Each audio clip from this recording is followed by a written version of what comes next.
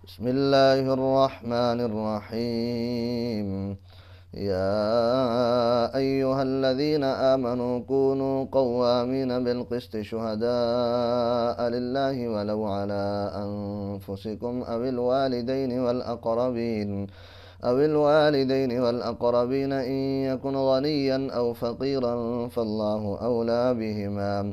ولا تتبعوا الهوى أن تعدلوا وإن تلووا أو تعرضوا فإن الله كان بما تعملون خبيرا.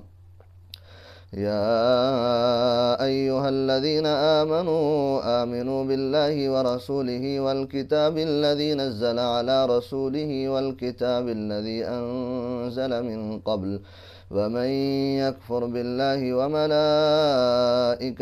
وكتبه ورسله واليوم الآخر فقد ضل ضلالا بعيدا. إن الذين آمنوا ثم كفروا ثم آمنوا ثم كفروا ثم ازدادوا كفرا لم يكن الله ليغفر لهم ولا ليهديهم سبيلا.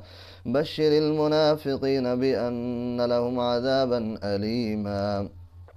الذين يتخذون الكافرين أولياء من دون المؤمنين أيبتغون عندهم العزة فإن العزة لله جميعا. وقد نزل عليكم في الكتاب أن إذا سمعتم آيات الله يكفر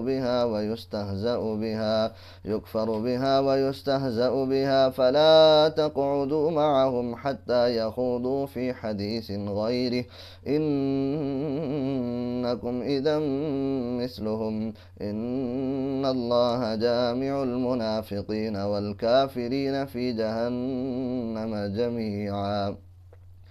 الذين يتربصون بكم فإن كان لكم فتح من الله قالوا ألم نكن معكم وإن كان للكافرين نصيب قالوا ألم نستحوذ عليكم ونمنعكم من المؤمنين فالله يحكم بينكم يوم القيامة ولن يجعل الله للكافرين على المؤمنين سبيلا. إن المنافقين يخادعون الله وهو خادعهم وإذا قاموا إلى الصلاة قاموا كسالى يراءون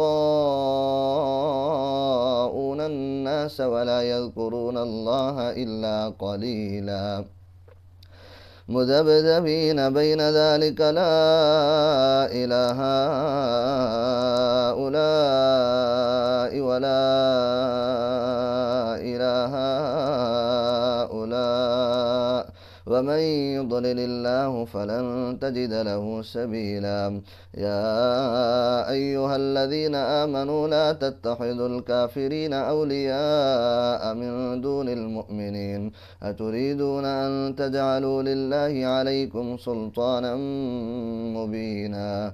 إن المنافقين في الدرك الأسفل من النار ولن تجد لهم نصيرا.